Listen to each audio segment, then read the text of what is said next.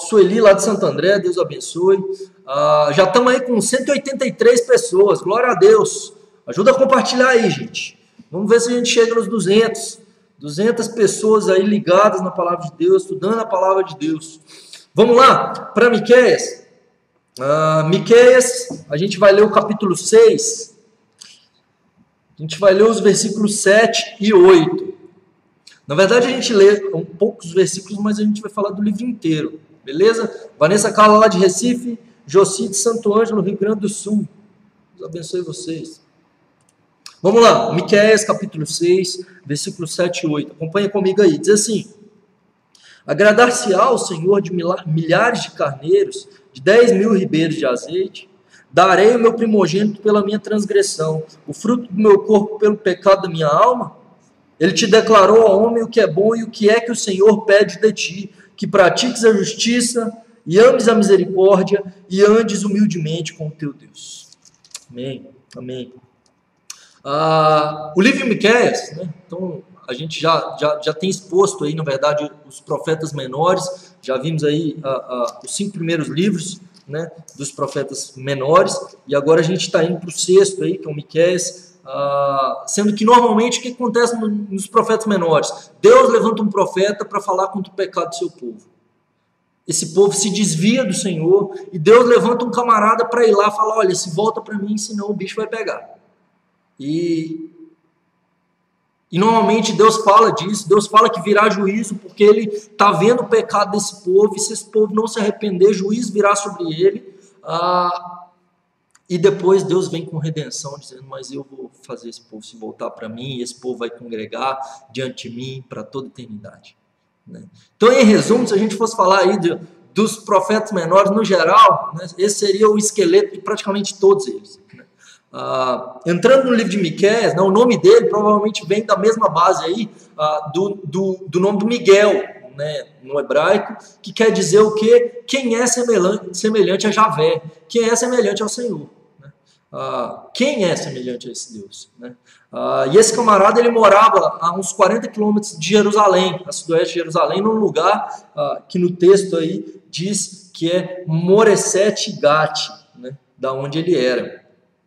E o período mais ou menos que Miqueias profetiza está entre os anos 740 a.C. e 690. Na mesma época do Isaías, o Isaías que a gente conhece aí, 700 anos antes de Cristo, mesma época também do Ezequias e tal. O Miqueias é também desse mesmo período, e ele direciona a sua profecia para o reino de Judá. Né? No capítulo 1, ele direciona contra Israel, uma profecia contra Israel e Judá, porém ele direciona muito mais a sua profecia, né, para o reino do sul, que é o reino de Judá. Né? E logo no início aí do capítulo 1, né, entrando aí nos capítulos, né, ele já cita, né, 3 reis, né, que foram do período que ele profetizou, que foi Jotão, Acás e Ezequias. Né? E o Jotão foi um bom rei, né? Seguindo a vontade de Deus, seguindo os caminhos do Senhor. O Acás foi um camarada, filho do Jotão, e foi um dos piores reis da história de Judá. Os piores reis estavam normalmente no reino do norte, no reino de Israel. Mas o Acás foi um dos piores do reino de Judá. O Acabe era do reino do norte. O Acás, ele basicamente seguiu o caminho dos reis de Israel, né? Fez imagens para os Baalins, né? Para os falsos deuses. Ele chegou a sacrificar os próprios filhos aos ídolos. Ele levantou um altar sírio no lugar do altar de Deus, no templo, além de alterar o templo do Senhor. Então, diante de todas essas perversidades que o Acás cometeu, a ponto de sacrificar os próprios filhos para falsos deuses, Deus permite castigos severos para o povo de Israel. Né? Então, os sírios levaram uma grande multidão daquele povo, derrotando Judá.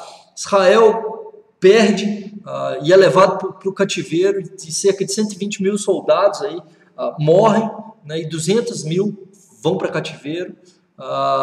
perde para os edomitas também, né? Então, e perde várias cidades também para os filisteus, né?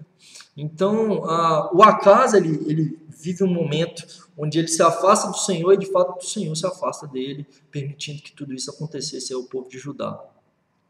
O período de Ezequias também foi um dos melhores reis aí, fez grandes reformas no templo, restaurou a celebração da Páscoa. Quando Senaqueribe, rei assírio, quis invadir Jerusalém, afrontou Israel, a gente vai ler isso lá em 2 Crônicas e em Isaías também. O Ezequias, ele se dobra perante o Senhor, Isaías também se dobra perante o Senhor salva a cidade, né? E manda o anjo dele para matar 185 mil assírios aí. Então, é nesse período aí que o Miqueias profetiza, né?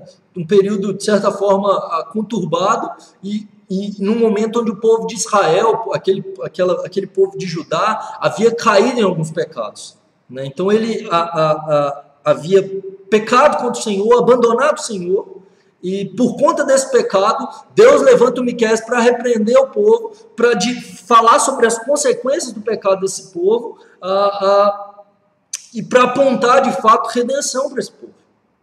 E basicamente disso que se trata o livro de Miqueias. E aí, entrando já nos capítulos, né? No capítulo 1, então, a gente vai ver, falando basicamente sobre esse período, né? E esses 3 reis, e os versículos 3 e 4 diz: porque eis que o Senhor sai do seu lugar e desce e anda sobre os altos da terra. Os montes debaixo dele se derretem, e os vales se fendem, são como a cera diante do fogo, como as águas que se precipitam no abismo.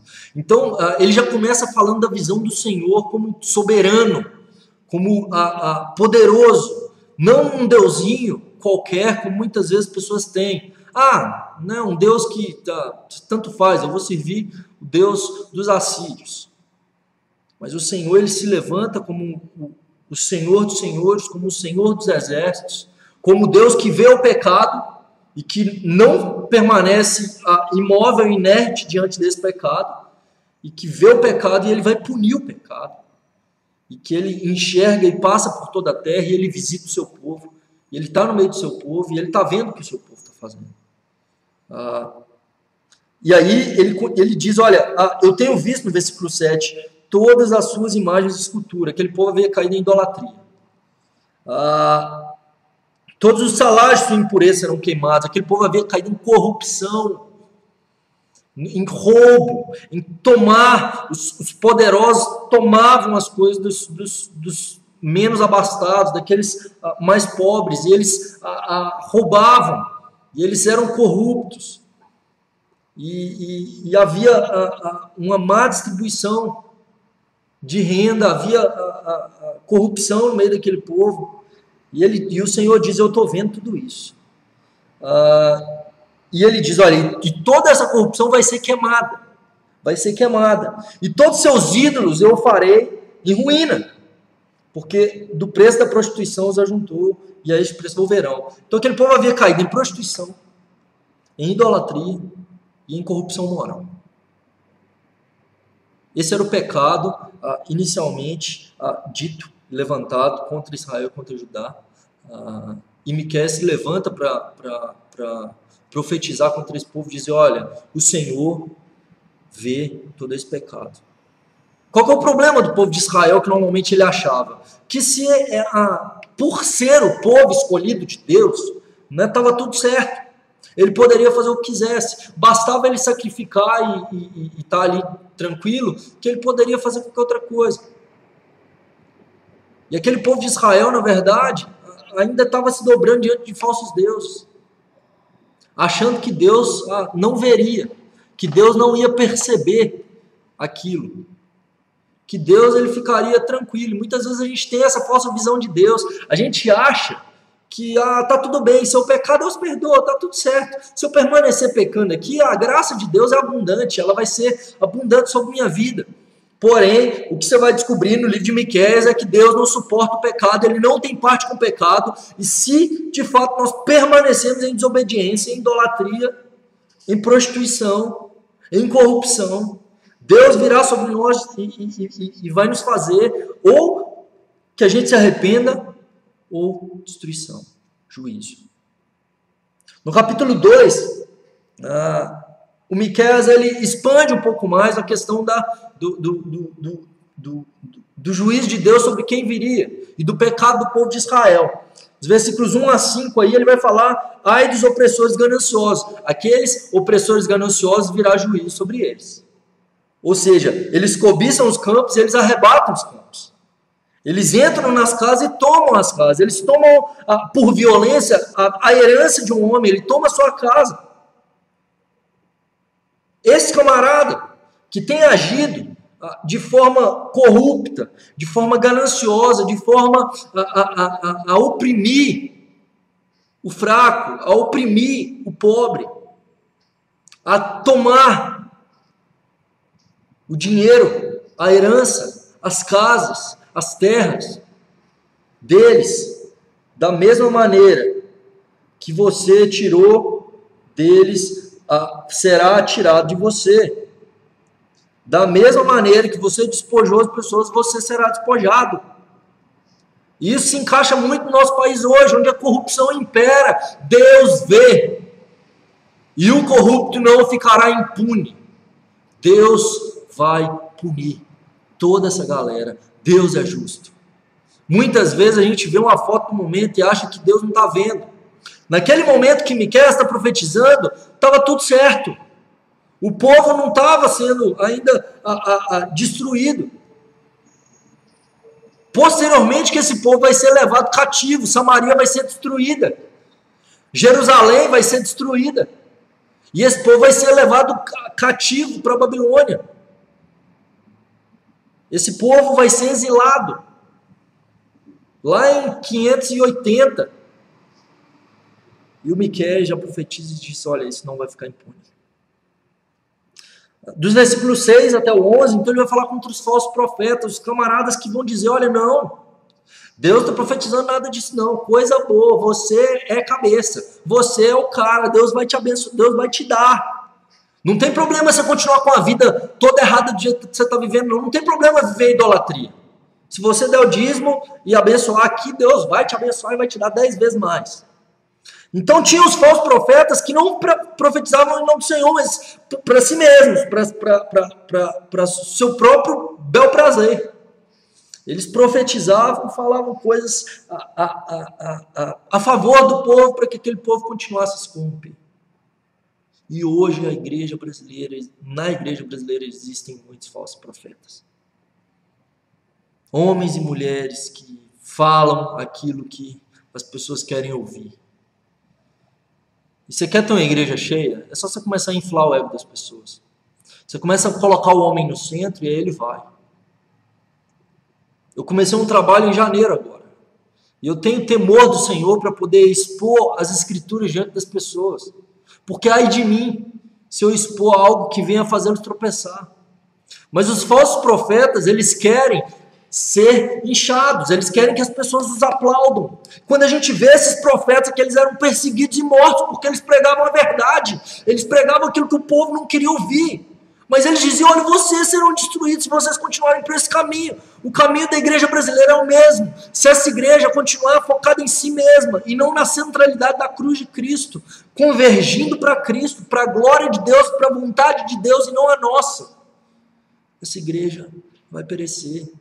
Essa igreja vai envergonhar o evangelho, como tem feito tantas vezes. E Deus olha e diz: olha, eu vejo falsos profetas, e eu vou derrubar esses camaradas.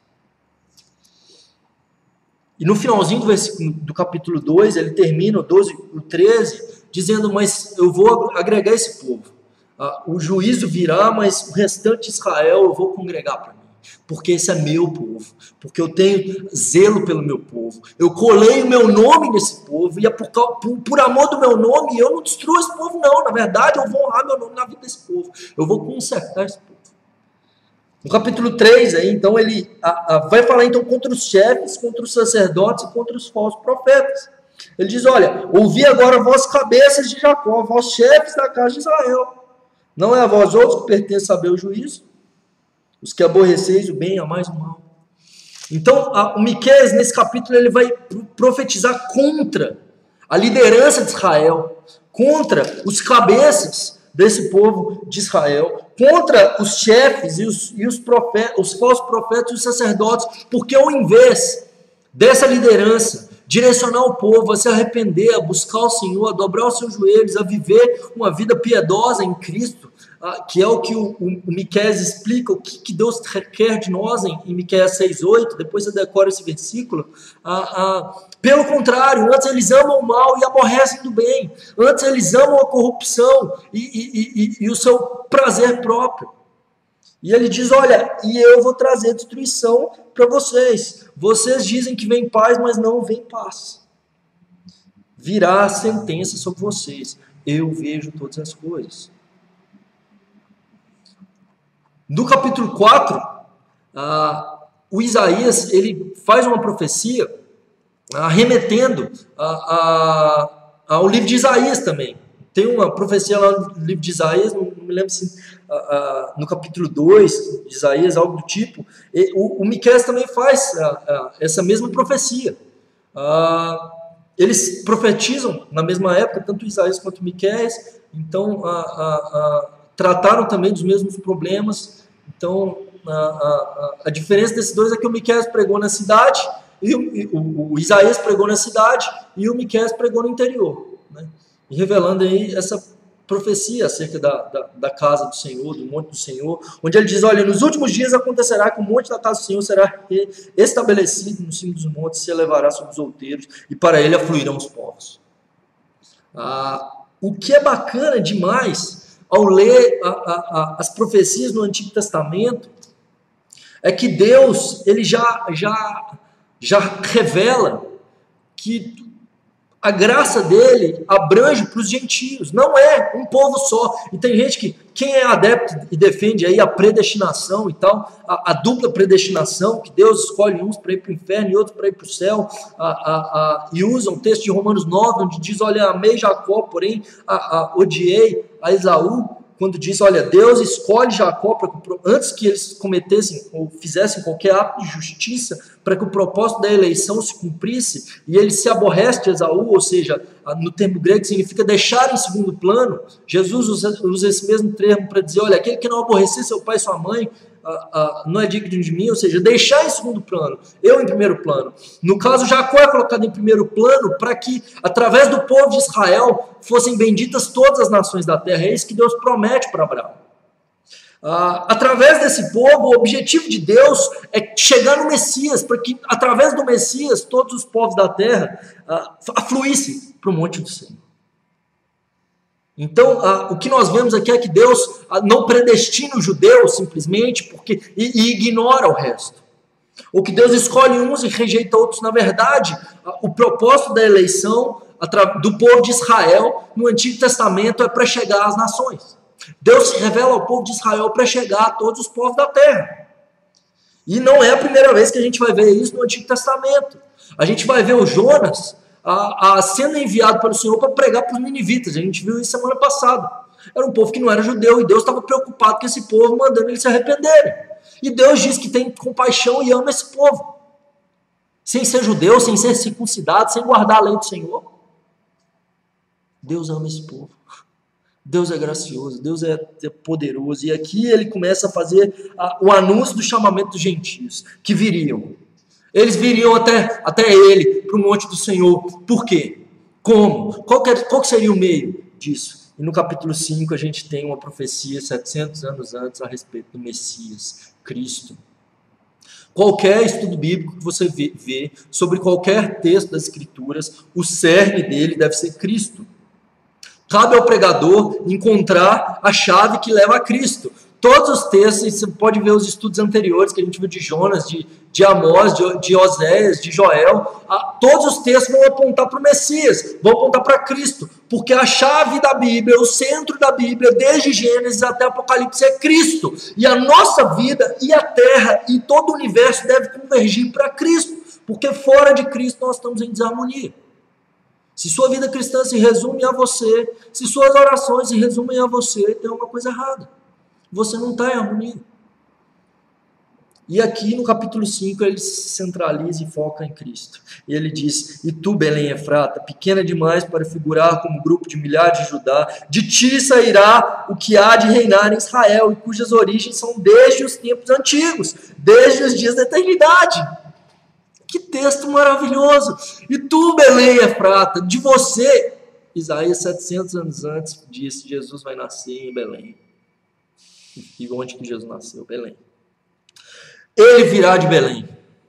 Pequena. Mas o camarada, que a origem dele é desde a eternidade. E aí João vai dizer isso. No princípio era o verbo estava com Deus, o verbo era Deus. Todas as coisas foram feitas por intermédio dele, e sem ele nada que foi feito se fez. Esse camarada, Deus vai levantar ele. E por meio dele, por causa dele, todas as nações afluirão para o Senhor. Porque Cristo morreu na cruz do Calvário, nós temos livre acesso a Deus. O nosso pecado foi levado sobre ele.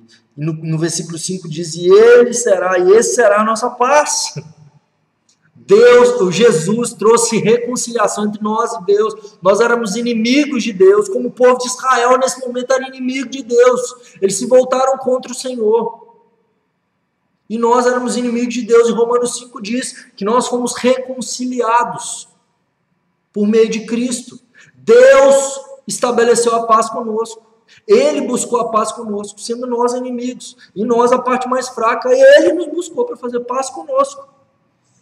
E Ele diz: olha, sucederá naquele dia que eu eliminarei do meio de ti toda a guerra, toda a fortaleza, toda a feitiçaria, toda a idolatria.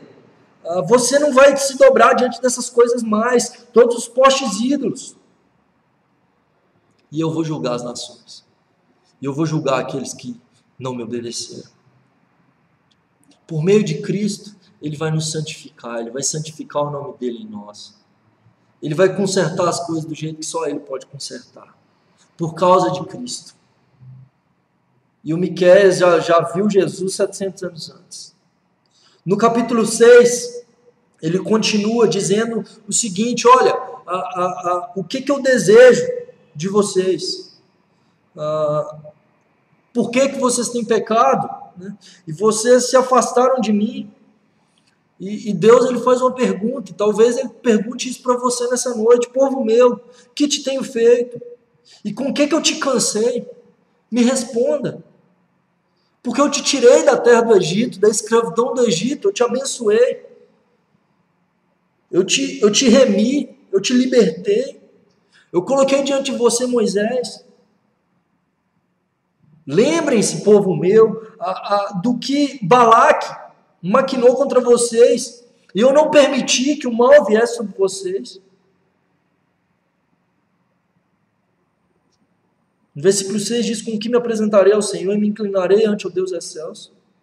Virei perante Ele com holocausto, com bezerros de um ano. Que Deus olha para o povo e diz: vocês caíram em pecado. E o que eu quero de vocês? Eu não quero sacrifício. E aqui, se a gente for analisar o que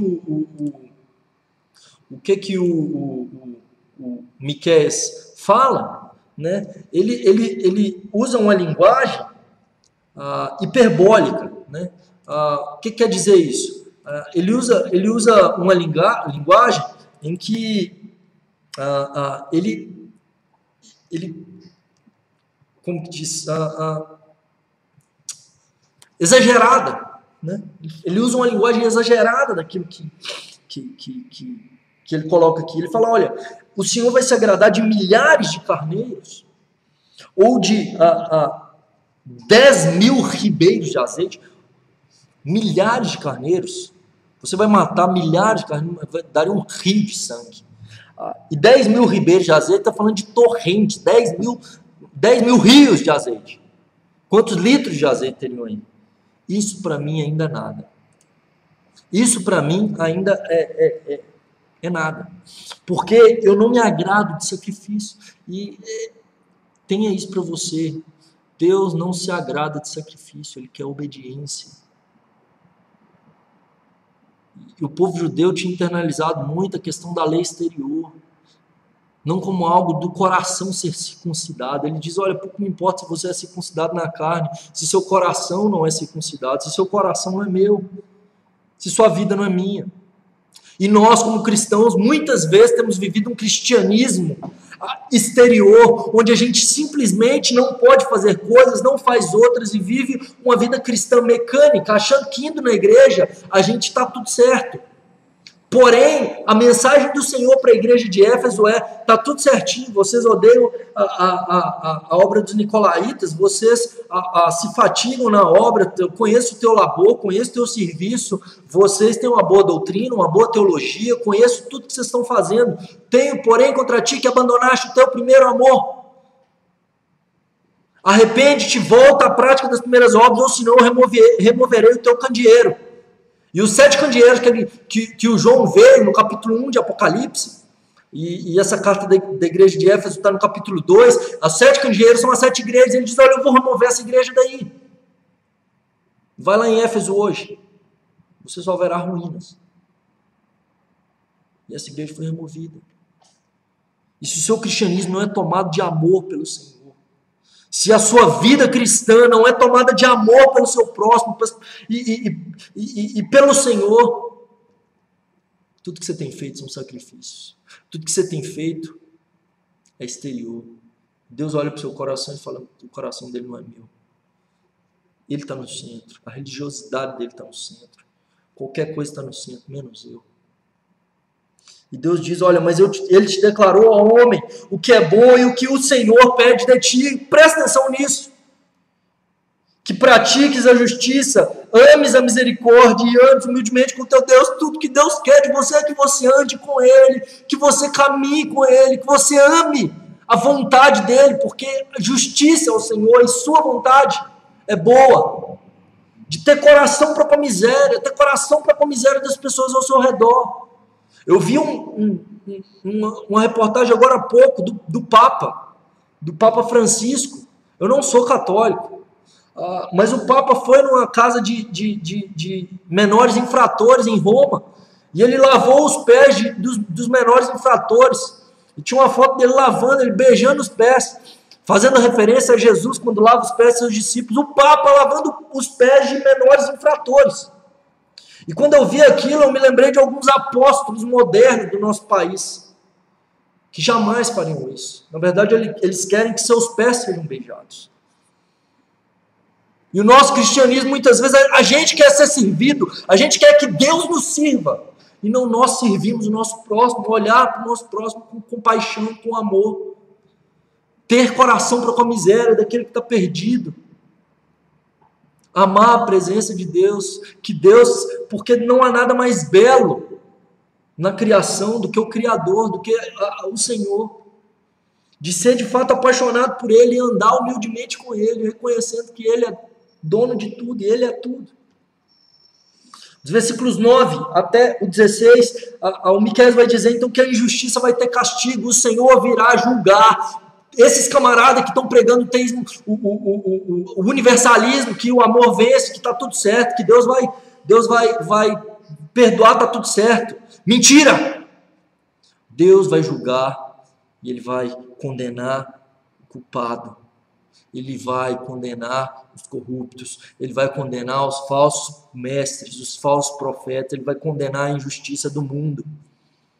E se nós não estivermos em Cristo, nós seremos condenados.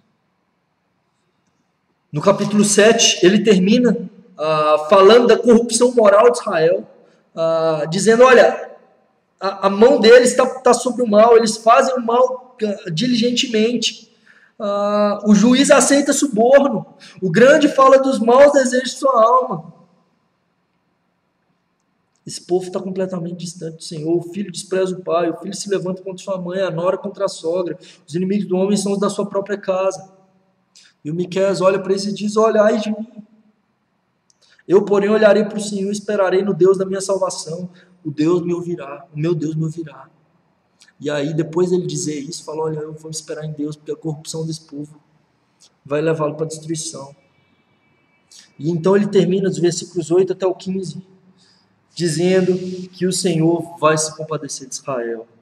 Ele vai dizer que o Senhor vai apacentar o povo dele, o rebanho da sua herança. E diz, ele termina o 15, o versículo 15, ele termina o livro dizendo, eu lhe mostrarei maravilhas como nos dias da tua saída da terra do Egito, eu vou libertar vocês. E ele diz, olha, quem, ó Deus, semelhante a ti, que perdoas a iniquidade, te esquece da transgressão do restante da tua herança.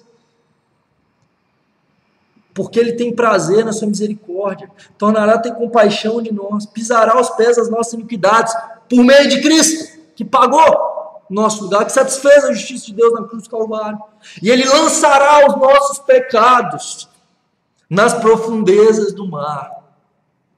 Ele mostrará a Jacó a fidelidade, a Abraão a misericórdia, as quais juraste nossos pais desde os dias antigos. E assim ele termina o livro de Miqueias. E eu não sei como que você tem vivido o seu cristianismo, querido. Talvez você tenha caído em idolatria, achando que você está no centro e que sua vontade, se sua vontade prevalecer, você vai ter o melhor para sua alma. Isso é mentira. Deus quer se revelar a você, e é isso que o Senhor pede de ti, que você ames a justiça, você pratique a justiça, ame a misericórdia e ande humildemente com Ele. Por isso Jesus veio, para que você pudesse voltar para o Criador e caminhasse novamente com Ele. E nessa noite, eu quero te chamar a se voltar para o Criador, a entregar sua vida a Cristo. Se você não tem certeza da sua salvação, se você não se vê de fato como um cristão, que você possa orar comigo nesse momento, entregando sua vida, dizendo, Senhor Deus, eu reconheço que Jesus morreu a minha morte para me dar a sua vida. Eu te peço perdão pelos meus pecados. Tem misericórdia, Deus, de mim. Livra-me do mal. Que Cristo seja o meu Senhor, meu Salvador, meu amigo, meu Deus. Salva-me de mim mesmo. Eu quero caminhar contigo. Eu quero amar, Deus, a tua justiça, Pai. Praticar a tua justiça por meio do Espírito Santo habitando em mim. Caminhar contigo. De fato, viver, Deus, a tua misericórdia de forma prática, em nome de Jesus. Amém. Amém, queridos.